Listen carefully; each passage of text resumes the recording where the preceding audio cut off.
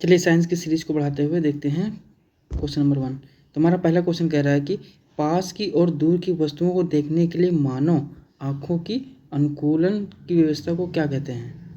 तो क्या कहते हैं इसको, आपका राइट आंसर हो जाएगा ऑप्शन नंबर बी, यानी सामंजस्य जो है, एकोमोडेशन जो होता है, ये कहते हैं।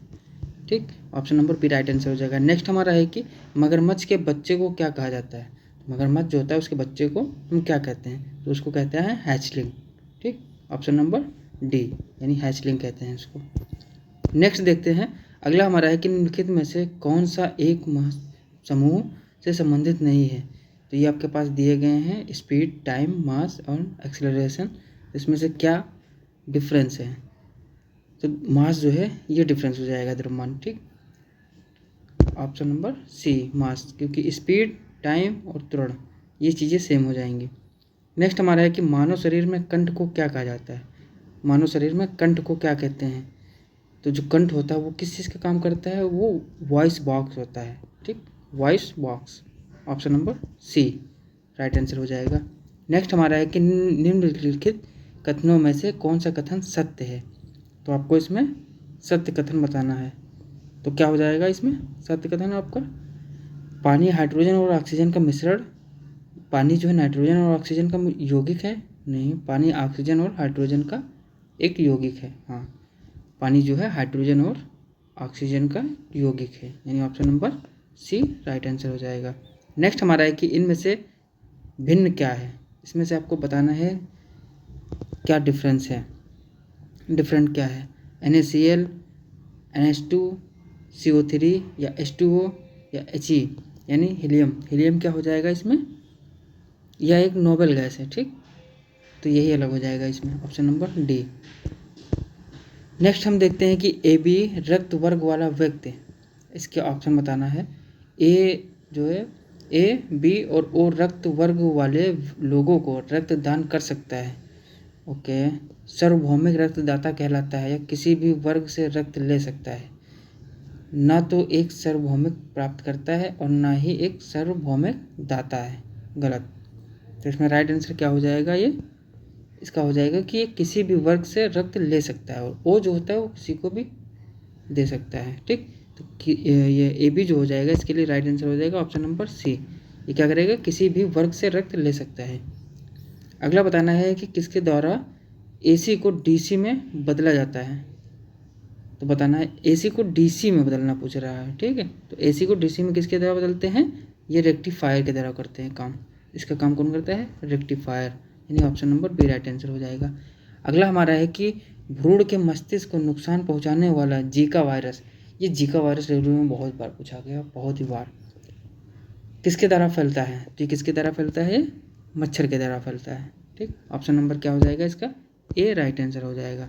अगला हमारा कह रहा है मानव शरीर में प्रोस्टेट एक है, ये क्या होती है, मांसपेशी होती है, ये झिल्ली होती है, संयोजी ऊतक होती है, ग्रंथि होती है।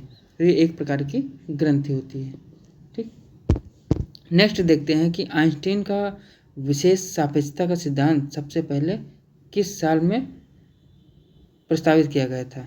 तो बताइए किस साल में प्रस्तावित किया गया था, ये 1905 में किया गया था, यानी option number B right answer हो जाएगा। कब, 1905 में। अगला हमारा है कि एक मानव शरीर में अनैच्छिक मांसपेशियां कहाँ होती हैं। अनैच्छिक मांसपेशियां तो लिम्ब में होती हैं, दिमाग में, दिल में या जवान में। तो ये अनैच्छिक होती हैं, जो दिल में होती हैं। ठीक, ऑप्शन नंबर सी हो जाएगा राइट आंसर इसका। नेक्स्ट देखते हैं कि जिन उप परमाणु कणों में सामान्य उप परमाणु कणों से विपरीत गुण होते हैं उन्हें किस नाम से जाना जाता है। तो उन्हें हम किस नाम से जानते हैं, उनको प्रतिकण, पॉजिट्रॉन, फोटॉन या न्यूट्रॉन क्या बोलते हैं उनको हम बोलते हैं प्रतिकण, यानी एंटी मैटर बोलते हैं, anti matter. Option number B right answer हो जाएगा। नेक्स्ट हमारा कि निम्नलिखित में से किस में एथेनोइक एसिड होता है। तो एथेनोइक एसिड बताना है। तो एथेनोइक एसिड किस में होता है, नींबू के रस में, संतरे के रस में, या टमाटर केचप में, या सफ़ेद सिरका में।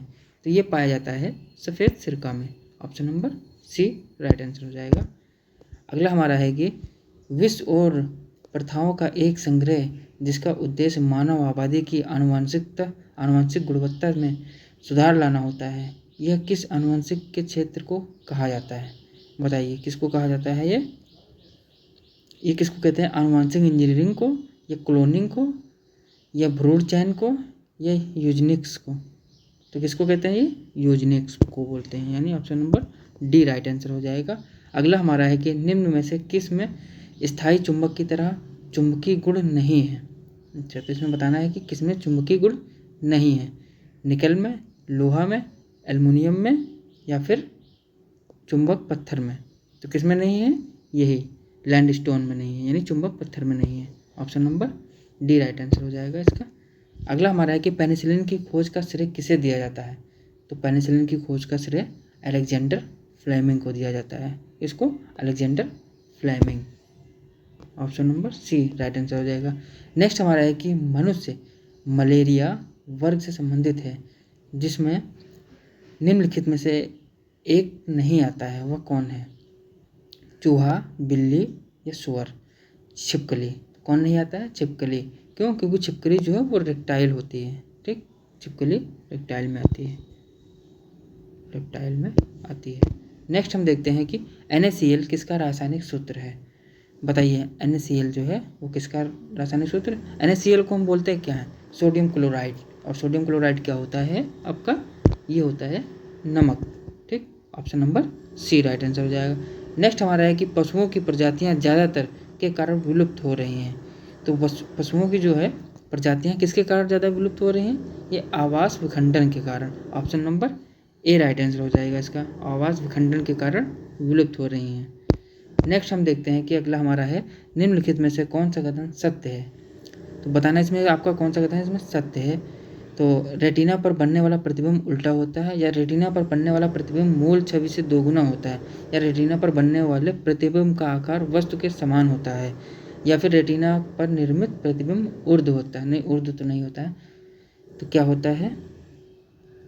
रेटिना पर बनने वाला प्रतिबिंब उल्टा होता है। रेटिना पर बनने वाला प्रतिबिंब उल्टा होता है। हाँ, ये हो जाएगा आपका answer. Option number A right answer हो जाएगा।